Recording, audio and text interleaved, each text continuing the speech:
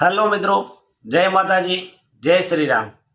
मित्रों, જયરાજભાઈ આહિરને જામીન મંજૂર કરવામાં આવ્યા છે અને એમને આજે મહુવા કોર્ટની અંદર જામીન મળી ગયા છે અને એમની સાથે જે અન્ય આરોપી હતા 6 આરોપીઓને આજે જામીન મહુવા કોર્ટે મંજૂર કરી દીધા છે। તો મિત્રો, જ્યારે જયરાજભાઈ આહિરને જામીન મંજૂર થઈ ગયા છે તો સવાલ અત્યારે એ ઉઠી રહ્યા છે કે જે બીએનએસની કલમ છે 109, જે જાનથી મારી નાખવાની કોશિશ, અને આઈપીએસની કલમ છે 307, એની અંદર બી કે જે જાનથી મારી નાખવાની કોશિશ જે કલમ છે, આ કલમની અંદર જો કોઈની ધરપકડ કરવામાં આવી હોય તો એ વ્યક્તિને શું માત્ર 14 દિવસની અંદર જામીન મંજૂર થઈ શકે છે કે નહીં? તો મિત્રો, આના પહેલા બી ગુજરાતની અંદર અનેક એવી ઘટનાઓ બની છે, જેમાં ચેતરભાઈ વસાવા હોય કે ભાઈ જયરાજસિંહ જાડેજા હોય, દરેકને 307ની કલમની અંદર ગુનો દાખલ કરી અને જેલના હવાલે કરવામાં આવ્યા હોય તો એમને મિનિમમ 3 મહિનાથી વધુ કે 3 મહિના આસપાસના ટાઈમમાં જ એમને જામીન મંજૂર થતા હોય છે। પણ હું માનું છું ત્યાં સુધી કે મને લગભગ આ એવો પહેલો જ એવો કેસ હશે જેની અંદર સેન્સર કોર્ટે માત્ર ને માત્ર 14 દિવસની અંદર જામીન મંજૂર કરી દીધા છે। અને કેમ જામીન મંજૂર કર્યા, કયા નિયમોને આધારે જામીન મંજૂર થયા છે, એ મને પણ હજી સુધી નથી સમજાયું। અને તમને કોઈને સમજાતું હોય તો તમે કોમેન્ટ કરીને એનો જવાબ આપજો મિત્રો। અને જો મિત્રો તમે મારી યુટ્યુબ ચેનલની અંદર નવા આવ્યા હો તો મારી ચેનલને સબસ્ક્રાઇબ કરી લેજો અને વિડીયોને લાઈક, શેર અને કોમેન્ટ કરી દેજો, એટલે હું તમારા માટે આવા અદ્ભુત પ્રકારના વિડીયો બનાવતો રહું અને એ વિડીયો તમારા સુધી મિત્રો પહોંચતા રહે। તો મિત્રો, આપણે અત્યારે વિગતે વાતચીત કરવાના છીએ જે બગદાણાવાળી ઘટના બની હતી એની અંદર જે વિડીયો હતો, જે 8 શખ્સો દ્વારા હુમલો કરવામાં આવે છે અને જે વિડીયો બધામાં વાયરલ કરવામાં આવે છે સોશિયલ મીડિયાની અંદર, એ વિડીયોમાં તો સાફ દેખાઈ રહ્યું છે કે ભાઈ જાનથી મારી નાખવાની કોશિશ કરવામાં આવી રહી છે। એક માણસ નીચે પડ્યો છે અને 8 માણસો લાકડીઓ અને ધોકા લઈને એના પર તૂટી પડ્યા છે અને એના પછી એમની ધરપકડ બી થાય છે બધાની, એક પછી એક। આ બબાલની અંદર કોળી સમાજની અંદર બહુ એવો રોષ પ્રગટે છે અને આમના જે કોળી સમાજના 15 ધારાસભ્યો હોય છે, એ 15 ધારાસભ્યો અને 3 સાંસદ સભ્યો જેની ગુજરાતના સીએમ ભૂપેન્દ્રભાઈ પટેલને મળે છે અને એમના પછી એ એસઆઈટીની રચના કરે છે। અને એસઆઈટીની રચના થયા પછી જ્યારે એમને એવું લાગે છે, પૂછતાછ ચાલતી જાય છે, પણ જ્યારે કોળી સમાજનો એક મહાસંમેલન ન્યાય માટે બોલાવવાની તૈયારી કરે છે ત્યારે સરકારને એવું લાગે છે કે કદાચ આની અંદર ભાજપના નેતાઓ, ભારતીય જનતા પાર્ટીના નેતાઓનો વિરોધ થઈ શકે છે અને પાર્ટીની વોટ બેંક તૂટી શકે છે। જ્યારે એવું એમને દેખાય છે ત્યારે અચાનક જયરાજભાઈ આહિરને બીજી વાર તેઓ બોલાવે છે અને બીજી વાર બોલાવીને ચૂપચાપ ધરપકડ કરી લેવામાં આવે છે અને એવી રીતે દેખાડવામાં આવે છે કે ભાઈ ચલો મેં આ કેસની અંદર જે આરોપી હતા એમની ધરપકડ કરી છે, એવી રીતે દેખાવો કરવામાં આવે છે। એટલે જે કોળી સમાજનું ન્યાય સંમેલન મળવાનું હતું, મહાસભા, એને સન્માન સમારંભની અંદર પરિવર્તન કરી નાખવામાં આવ્યું અને એવી રીતે એમણે પોતાના વિરુદ્ધ ના ફેલાય અને પોતાની વોટ બેંક ના તૂટે અને પોતાના જ નેતાઓનો વિરોધ ના થાય એના માટે કરીને કોઈ 14 દિવસની અંદર જેની ઉપર કલમ 307 આઈપીએસની, એટલે કે જાનથી મારી નાખવાની કોશિશ, અને બીએનએસની કલમ જે અત્યારે છે 109, જે લગાડવામાં આવી હોવા છતાંય 14 દિવસની અંદર એ પણ જો સેન્સર કોર્ટ જામીન મંજૂર કરી દેતી હોય તો આપને તો એવું જ લાગે ને કોઈ પણ ના કે આ માત્ર ને માત્ર જે કોળી સમાજનું મહાસંમેલન મળવાનું હતું ન્યાય સભા માટેનું, અને ભારતીય જનતા પાર્ટીને કે ભાજપની સરકારને માત્ર ને માત્ર એવી બીક હતી કે જો આ બધું થશે તો પોતાની વોટ બેંક તૂટશે, જે પોતાના ધારાસભ્યો છે એ પણ તૂટી શકે છે, કોળી સમાજમાંથી જે સાંસદો આવે છે એ પણ ઘરે બેસી શકે છે, અને જો કોળી સમાજ અન્ય કોઈ નિર્ણય લે કે ભાઈ આપણે આજથી ભાજપની સાથે કોઈ નેતાને નથી જોડાવાનું કે નથી જવાનું, તો એ પણ એમને મોટું નુકસાન થઈ શકતું હતું. માત્ર ને માત્ર ન્યાય સભાનું જે આયોજન થવાનું હતું એના દબાણમાં આવીને સરકારે કામ કર્યું કે કોઈ ન્યાયની દ્રષ્ટિથી કામ કર્યું હતું? જો ન્યાયની દ્રષ્ટિથી આ કામ કર્યું હોય તો 307 ને આઈપીસી ની કલમ લાગતી હોય કે જે જાનથી મારી નાખવાની કોશિશ કરવામાં આવી હોય, એની અંદર જામીન સેન્સર કોર્ટ પહેલી વાર મંજૂર કરી જ ના શકે. જો સેન્સર કોર્ટ મંજૂર કરી શકતી હોય તો ચેતર વસાવાને જ્યારે જેલમાં પૂરવામાં આવ્યા ત્યારે માત્ર ને માત્ર એવો જ કારણ આપ્યું હતું કે એમણે કાચનો ગ્લાસ ફેંક્યો હતો.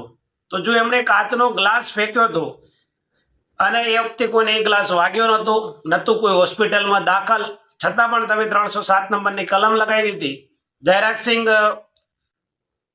જયરાજસિંહ જાડેજા પર તમે એ જ કર્યું હતું, એમાં પણ 307 લગાવી હતી. એમને પણ મિનિમમ 3 મહિનાનો ટાઈમ થયો હતો, લાગ્યો હતો.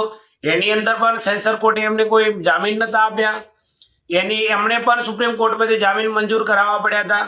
તો જયરાજભાઈ આહિરને કઈ રીતે જામીન મળી જાય મિત્રો?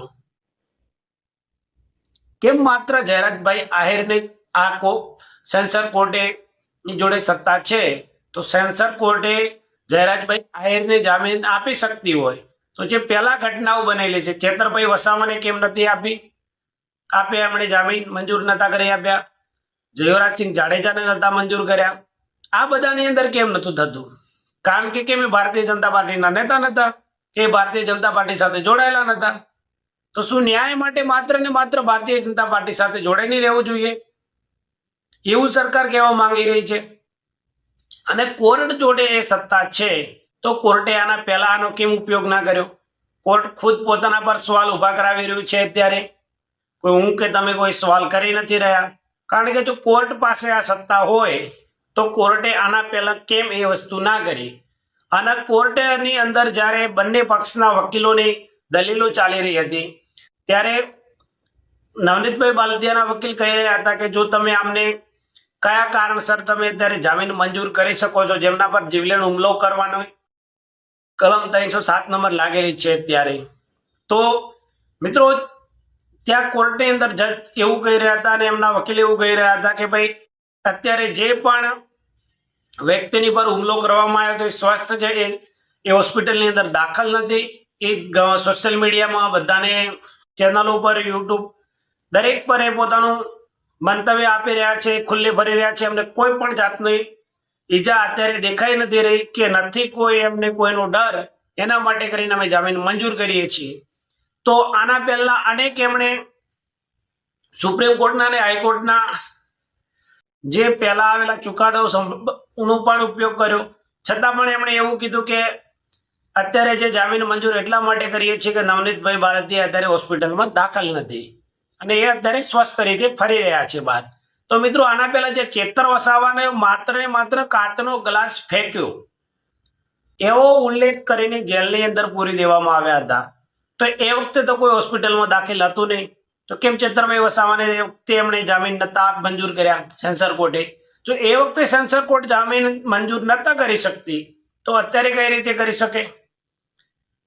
અને સેન્સર કોર્ટે પછી એમના જામીન મંજૂર કર્યા એના પર એમણે એવું બી કીધું કે ભાઈ તમે સોશિયલ મીડિયાની અંદર કોઈ જાતની વાતચીત નહીં કરો, તમે એ વિસ્તારની અંદર જશો નહીં, કે તમે સામે પક્ષવાળા ગમે તેવી જાતની કોમેન્ટ કરે એનો કોઈ જવાબ નહીં આપો. આવા અનેક શરતોને આધીન જયરાજભાઈ આહિરને અત્યારે જામીન મંજૂર કરી દેવામાં આવ્યા છે. અને એમના જે જામીન મંજૂર થયા છે એમની સાથે સાથે બીજા 5 આરોપી હતા, એટલે કે ટોટલ 6 આરોપીના જામીન મંજૂર કરી દેવામાં આવ્યા છે. મિત્રો BNS ની કલમ 109 જાનથી મારી નાખવાની કોશિશ અને IPC ની કલમ 307 જેના પર લાગેલી હતી એ 14 દિવસમાં માત્ર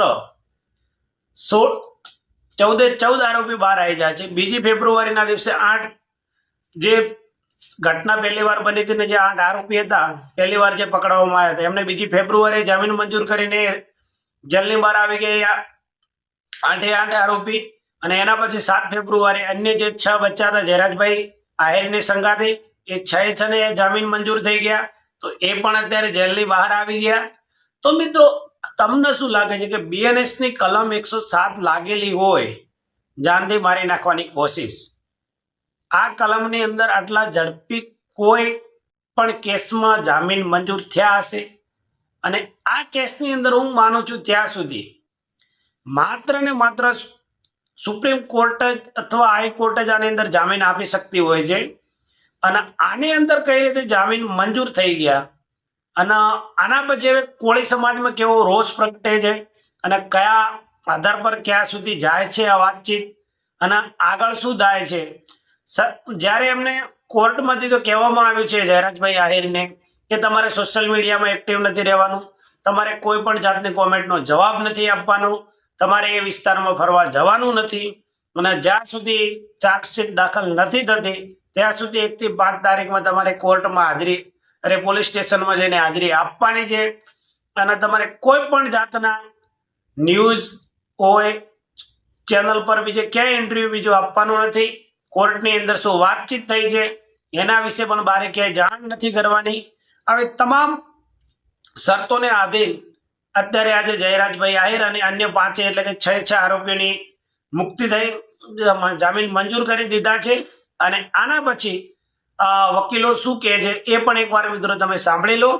બહુચર્ચિત પ્રકરણમાં નામદાર કોર્ટ સમક્ષ 6 આરોપીઓના કુલ 3 અલગ અલગ જામીન અરજીઓમાં એમાં અજય ઉર્ફે મોટુ, મંજીભાઈ ભાલિયા, નાજુભાઈ ધીંગાભાઈ કામળિયા તેમજ જયરાજભાઈ માયાભાઈ આહિર સહિતના 3 અલગ અલગ જામીન અરજીમાં 6 આરોપીઓને મહુવાના સેશન્સ કોર્ટ દ્વારા જામીન મુક્ત કરવાનો હુકમ કરવામાં આવેલ છે.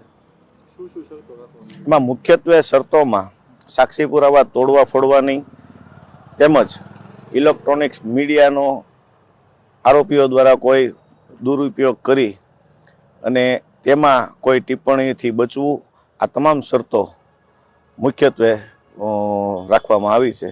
અને એ શરતોને આધીન નામદાર કોર્ટે સદર આરોપીઓના જામીન મંજૂર કરેલ છે.